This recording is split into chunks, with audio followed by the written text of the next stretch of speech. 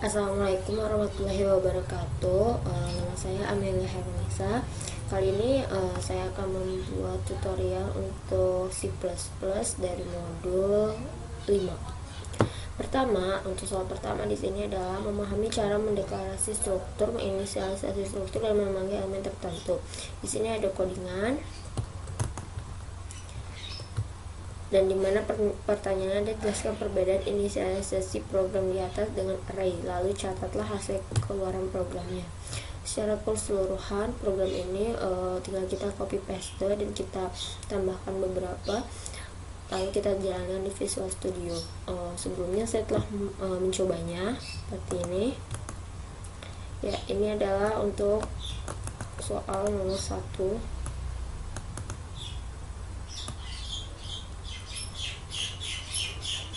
Sampai sini. Untuk mencobanya kita klik saja F5. Nah, di sini kita dimintakan untuk memasukkan nama. Kita masukkan email, addressnya dan salary-nya adalah. Nah, dia outputnya adalah employees data seperti ini, sesuai apa yang kita inputkan. Ya, tadi adalah outputnya. Sekarang kita disuruh menjelaskan perbedaan antara inisialisasi program di atas dengan array. Pengertian struktur pada C++ adalah koleksi variabel di bawah sebuah nama. Variabel-variabel ini dapat terbentuk dengan berbagai tipe, misalkan integer, float, char, dan lain-lain. Nah, perbedaan utama antara struktur dan array adalah bahwa dalam array memiliki tipe data yang sama, sedangkan struktur adalah sebuah koleksi dari variabel-variabel di bawah nama yang sama, di mana setiap elemen dapat saja memiliki tipe data yang berbeda, seperti itu. Ya, soal berikutnya nomor 2 yaitu tentang nested structure. Di sini sama dengan soal sebelumnya, yaitu disediakan sebuah codingan di mana kita tinggal mencobanya, mengcopy paste, lalu kita menjawab pertanyaannya, kita menjelaskan hasilnya. Nah, sebelumnya saya telah mengcopy paste-nya dalam Visual Studio. Ini adalah nomor 2. Di sini jika kita jalankan F5, nah dia akan mengeluarkan seperti ini. Nah, kita disuruh memasukkan nama, misalkan kita masukkan email, namanya, membernya,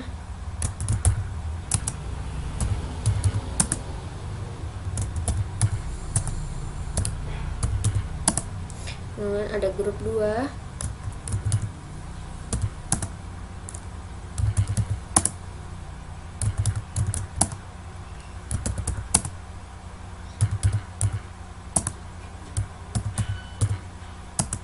ada grup 3,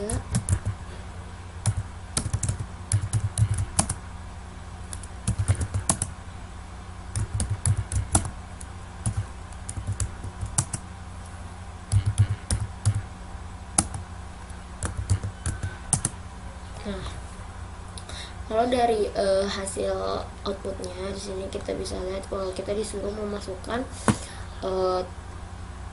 berdasarkan grup, ada 3 grup di mana setiap grup memiliki 3 anggota, di mana kita harus memasukkan semua, dan outputnya adalah seperti ini. Grup 1 chiefnya ada Amel, membernya ada Adi dan Six, grup 2 dan grup 3 seperti itu.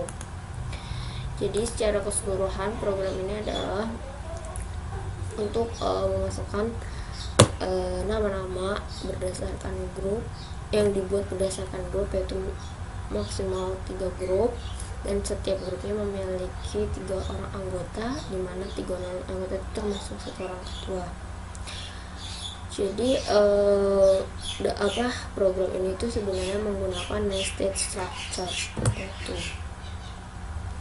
Nah, pengulangan yang terjadi, mengapa hanya 3 kali itu terjadi pada perintah-perintah seperti ini, for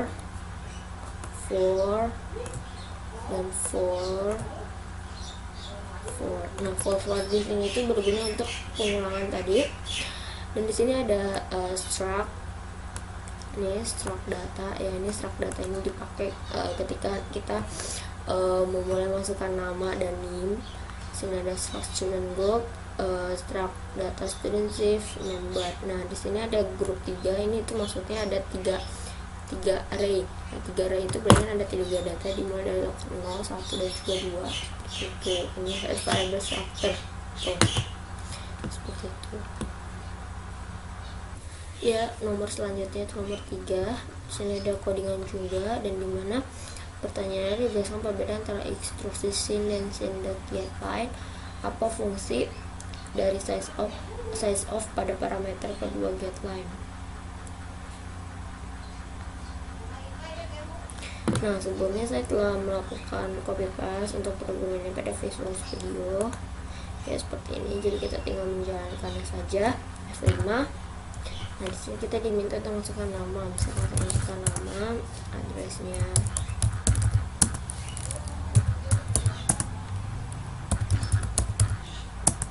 nama kamu kedua.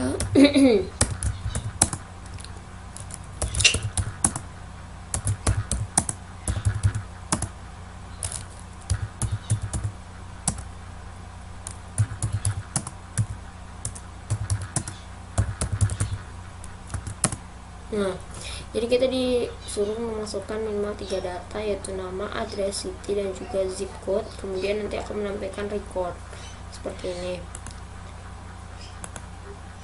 Nah, pertanyaannya adalah jelaskan perbedaan antara instruksi sin dan juga sin.getLine. Apa fungsi dari size of parameter kedua pada parameter kedua getLine. Jadi kalau sin itu tidak dapat membaca spasi pada karakter data yang kita inputkan. Namun kalau sin.getLine yaitu pada perintah sin.getLine dapat membaca spasi pada karakter yang kita inputkan, tetapi kita hanya dapat memberikan nama variabel dan ukuran variabel di dalamnya. Kalau size of itu adalah perintah C++ yang menghasilkan jumlah bit pada memori untuk menyimpan array A misalkan. Sementara size of int dalam kurung int menghasilkan jumlah bit yang dibutuhkan untuk menyimpan satu nilai integer.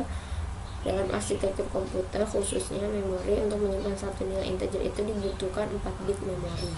Seperti itu ya. Selanjutnya soal berikutnya nomor 4, yaitu sama, ini ada potongan program dimana soalnya adalah jelaskan instruksi pada baris 11, 12 dan juga 14, 12 dan juga 14. Nah saya telah mengkopikannya ya seperti ini. Jadi kita jalankan F5, maka dia akan mengeluarkan nama printer cables quantity 0 cost 1295. Nah untuk baris ke-11 yaitu yang struct bin printer cable box ini, jadi kita disuruh menuliskan 3 baris ini. Nah untuk baris pertama struct bin ini itu adalah mendeklarasikan struct yang berbentuk array ini, karena dia berbentuk array yang berisi array-nya yang berisi printer cables 0, 12, 95, dimana sebenarnya struct bin ini tuh sudah dideklarasikan terlebih dahulu ya di atas, yaitu ada seperti ini. Kalau misalnya struct bin itu berisi nama, quantity, dan juga cost. Nah tiga variabel ini itu yaitu dimasukkan ke dalam sini. Dia memanggil struct bin yang kita berikan nama printer cable box. Kemudian untuk yang struct bin bintang PT ini dia mendeklarasikan variabel struct binnya ke dalam pointer yang bernama pt underscore stru, sedangkan pt underscore stru adalah dan printer cable box, dimana dia mengisi. Jadi variabel pt stru ini diisi oleh variabel pointer dengan alamat dari variabel printer underscore cable underscore box. Jadi itu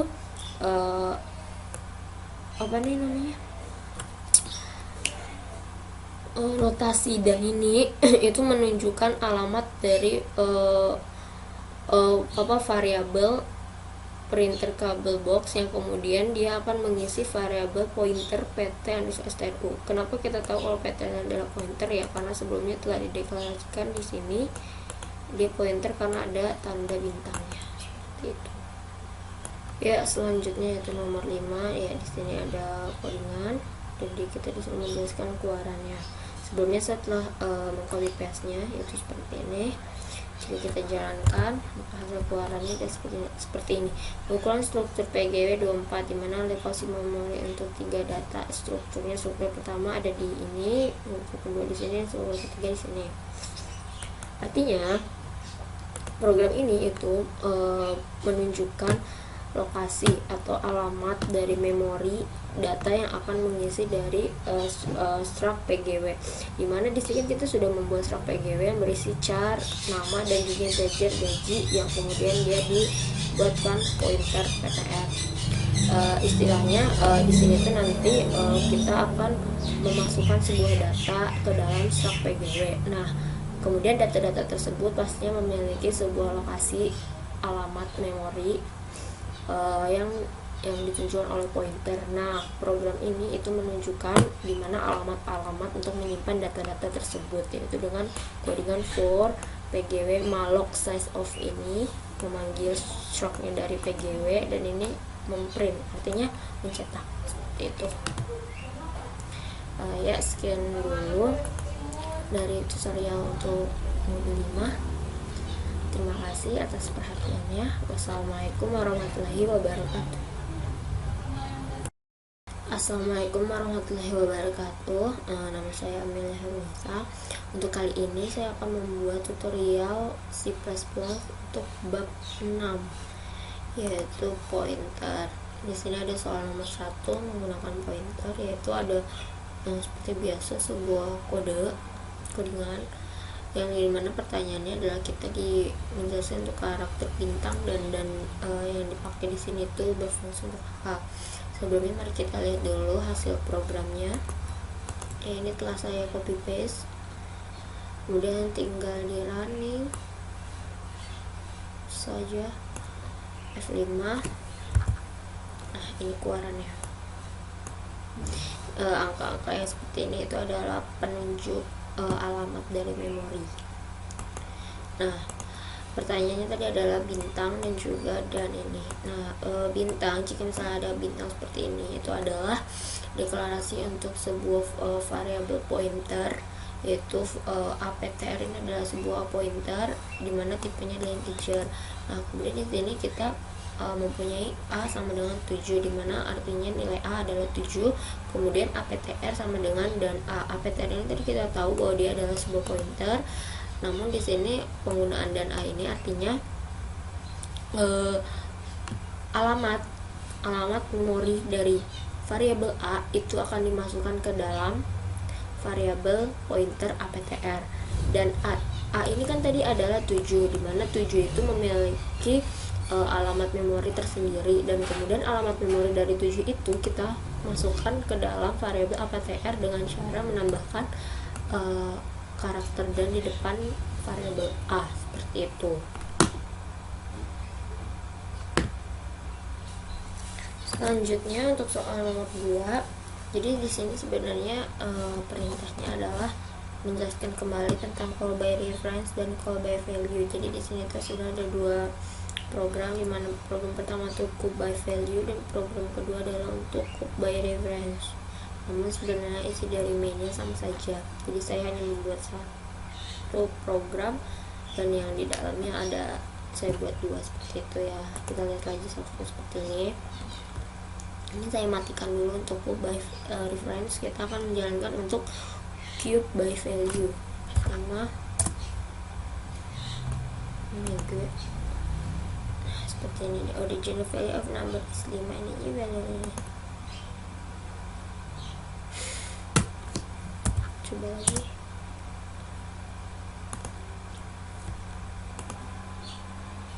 Ya tadi ada error itu karena sebelumnya di sini tidak saya matikan. Saya matikan, sekarang saya kembalikan. Dia kan memanggil cube by value. Nah, seperti ini. Di sini dia akan memanggil fungsi ya cube by value, dimana cube by value di sini hanya langsung mengembalikan nilai dari data aslinya yaitu 5. Sekarang kita coba untuk by reference.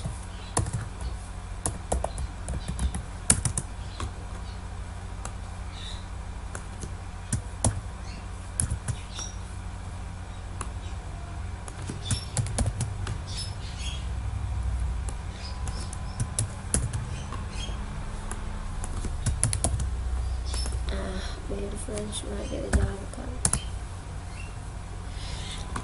Outputannya hampir sama, namun sebenarnya antara cube by reference dan cube by value itu memiliki perbedaan.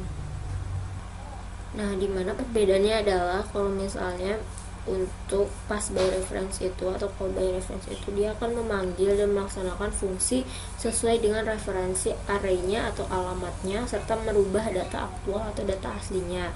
Sedangkan kalau misalnya call by value atau pass by value itu dia memanggil dan melaksanakan fungsi berdasarkan nilai tanpa mempengaruhi data aktualnya.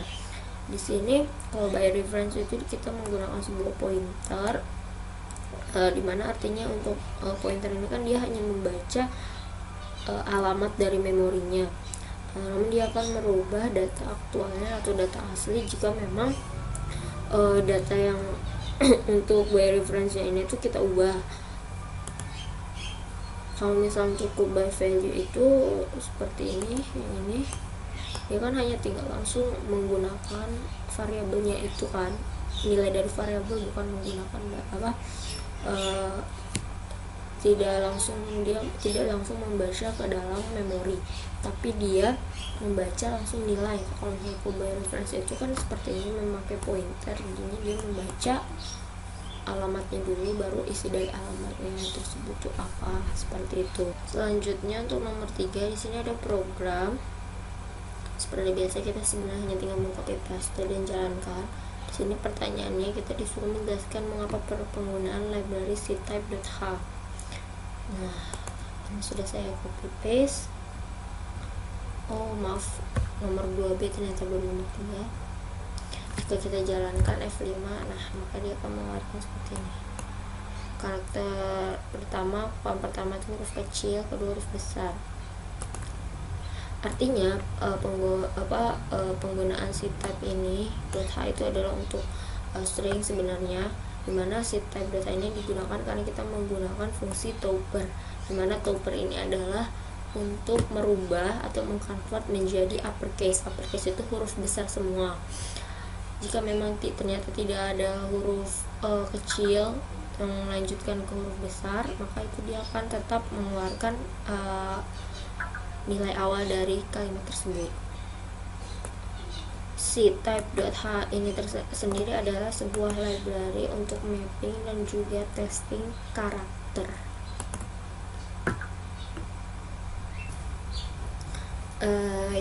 Soal selanjutnya. Soal selanjutnya di sini yaitu sama seperti sebelumnya, sudah ada codingan dimana kita tinggal mencobanya saja. Kita menjelaskan program ini apa. Setelah mengcopy paste nya, ini dia. Ini.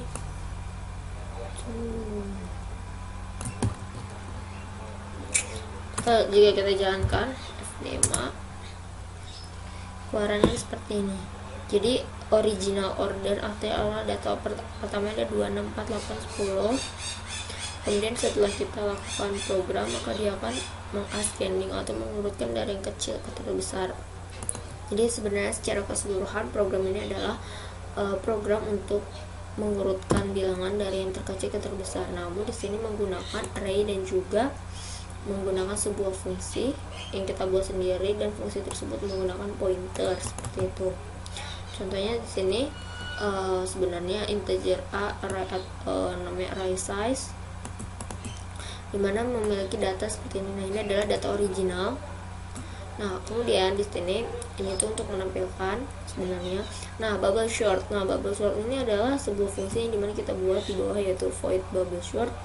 Di sini adalah perintah-perintah untuk mengurutkan dia dari yang terkecil ke terbesar. Ini menggunakan pointer, konstanta, integer size, void swap. Swap ini sebenarnya juga buatan kita yang memiliki parameter pointer, variabel pointer seperti itu. Nah, jadi intinya tuh memang program ini dibuat untuk mengurutkan bilangan dari terkecil ke terbesar seperti itu.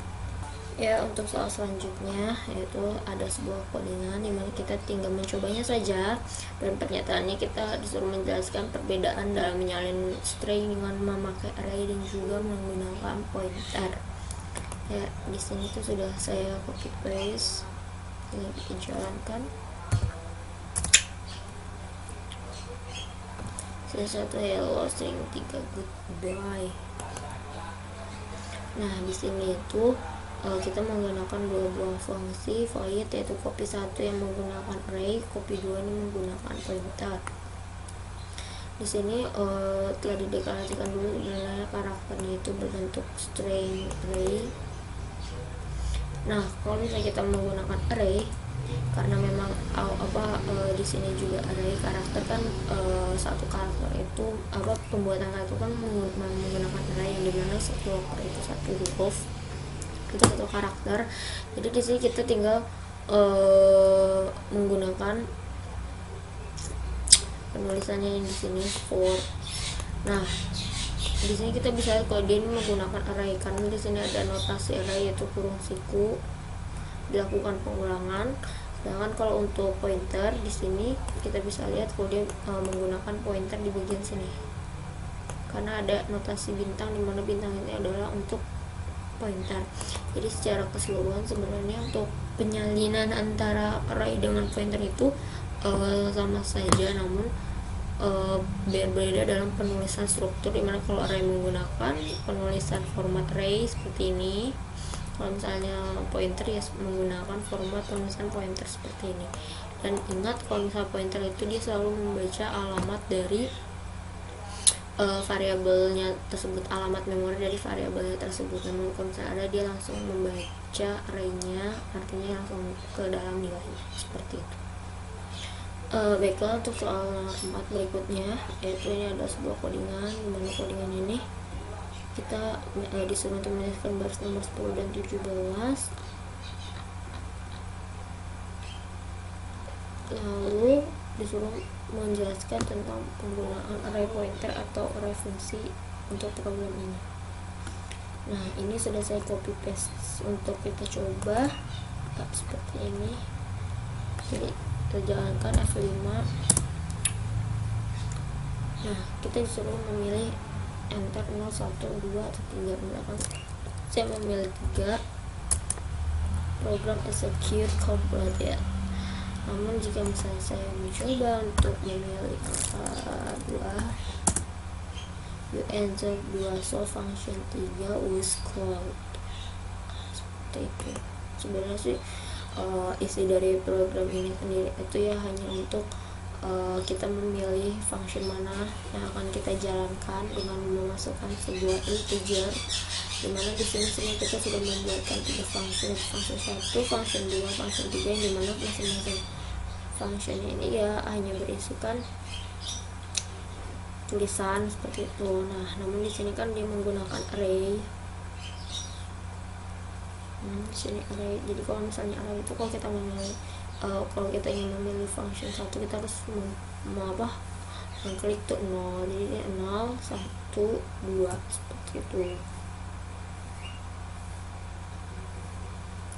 Dan pertanyaannya tadi adalah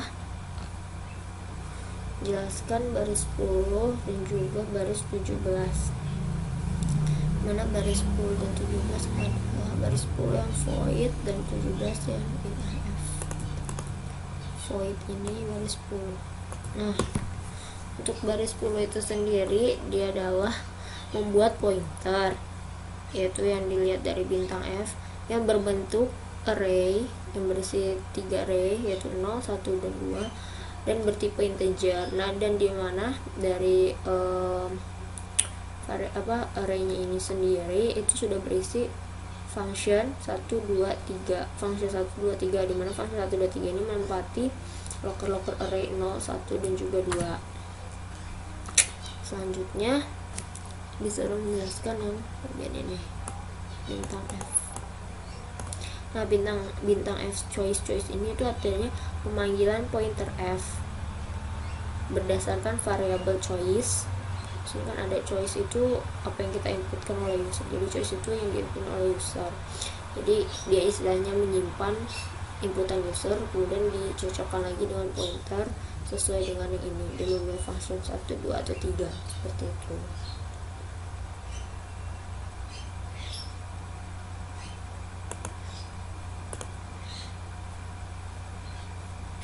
Kemudian ini ada pertanyaan, program di atas ini mengenai array pointer atau array fungsi, jelaskan. Menurut saya menggunakan array pointer karena menggunakan bintang F seperti ini, artinya dia adalah deklarasi sebuah pointer, dimana pointer yang dibuat itu juga menggunakan array tipe integer. Jadi perpaduan sih sebenarnya kalau menurut saya. Sini ada pointer yang kemudian dia menggunakan array, seperti itu. Selanjutnya untuk nomor 5, sini ada 5A. Di sini ada sebuah kode, sebenarnya kita tinggal menjalankannya saja, copy paste. Di sini kita disuruh menjelaskan perbedaan antara strcpy dan strncpy. Nah, sebelumnya kita coba dulu, kita lihat dari keluaran codingannya. 5. Sini ada array X nya happy birthday to you, array Y nya happy birthday to you, dan Z nya hanya keluaran happy. Kenapa bisa begitu?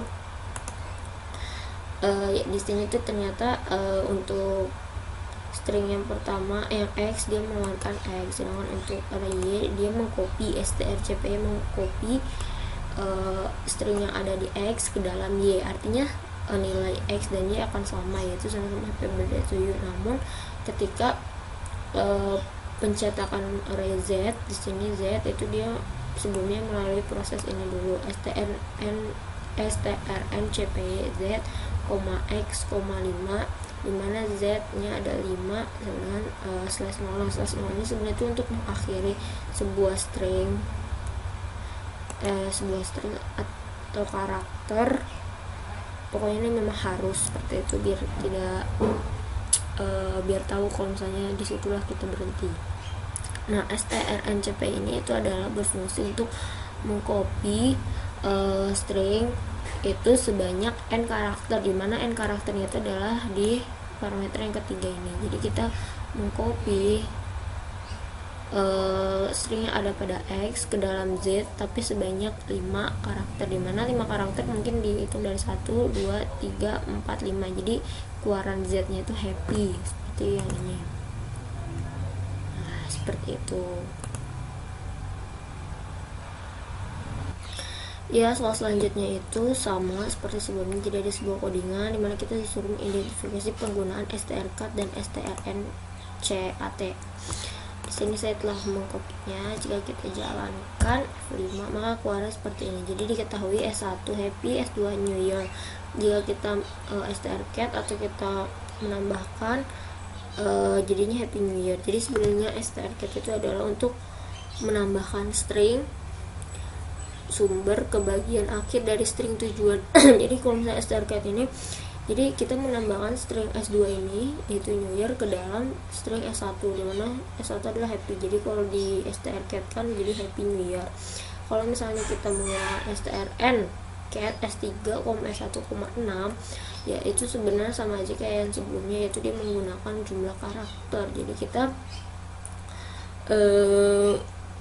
istilahnya itu memindahkan karakter sebanyak n karakter sesuai yang sudah di atur oleh programmer. Seperti ini kan kita mengaturnya 6, berarti kita itu memindahkan yang ada di S1 yaitu happy ke dalam S3. S3 itu kan tidak ada dia, tapi kita di sini telah mendeklarasikan 40 dan sebanyak 6 karakter, dan kebetulan 6 karakter dari S1 itu kan happy dengan spasi 1, jadi keluarannya happy. Dan jika kita menggabungkannya kembali strcat S3,1 maka dia akan menggunakan happy new year, karena S1 sendiri tadinya adalah sudah menjadi happy new year dan S3 adalah happy, berarti happy-nya 2 kali tercetak, seperti itu. Untuk soal yang berikutnya, di sini kita disuruh membandingkan antara strcmp dan strncmp dari program yang di atas. Jadi saya telah mengcopy paste nya sebelumnya seperti ini, jadi kita tinggal jalankan saja F5. Nah, keluaran seperti ini. Kenapa keluaran ada angka 0, 1, min 6, 0, min 6, min 6. Nah, di sini ada penjelasannya. Jadi strcmp ini itu adalah berfungsi untuk membandingkan dua buah string, dimana yang dibandingkannya itu adalah nilai ASCII dari karakter, dimana nanti hasil dari fungsi strcmp ini bertipe integer dengan nilai kalau negatif berarti string pertama kurang dari string kedua, kalau 0 berarti string pertama dan string kedua memiliki nilai yang sama, kalau positif berarti string pertama lebih besar dari string kedua. Nah, makanya di sini kan keluaran hasilnya 0, 1, min 1. Nah, kalau 0 berarti dia sama, kalau 1 string pertama lebih besar, kalau min 1 berarti string pertama lebih kecil. Seperti itu. Nilai ASCII-nya ya yang lebih kecil.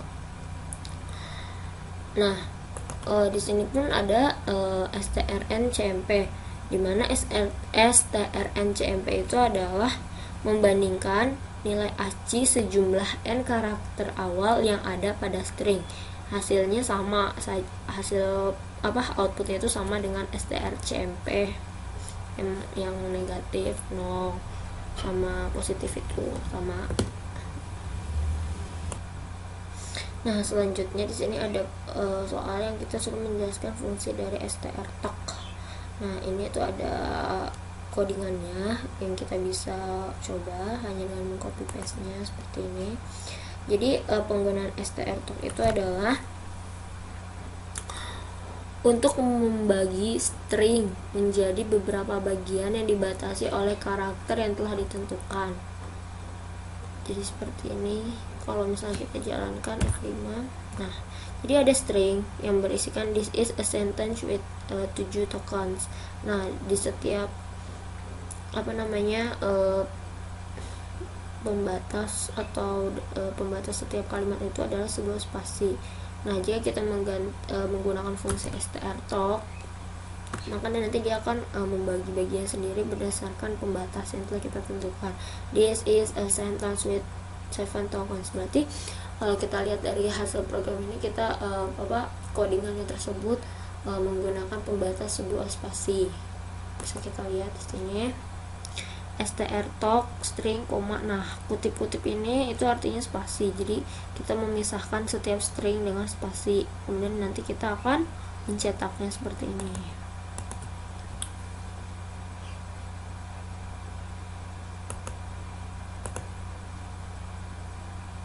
Ya, selanjutnya soal terakhir yaitu penjelasan menggunakan fungsi strlen. Sini ada codingan yang menggunakan fungsi ini. Sudah saya matikan ulang, copy paste. Jika kita jalankan, nah sini dia menghitung panjang sebenarnya. Jadi fungsi strlen itu adalah untuk mengembalikan nilai dari panjang karakter suatu string. Jadi dia menghitung panjang stringnya sama saja. Contoh seperti ini, string 1 isinya ini, string 2 isinya ini, string 3 isinya ini. Jika kita menggunakan fungsi strlen, maka dia akan menghitung masing-masing panjang karakter dari setiap string. Seperti itu.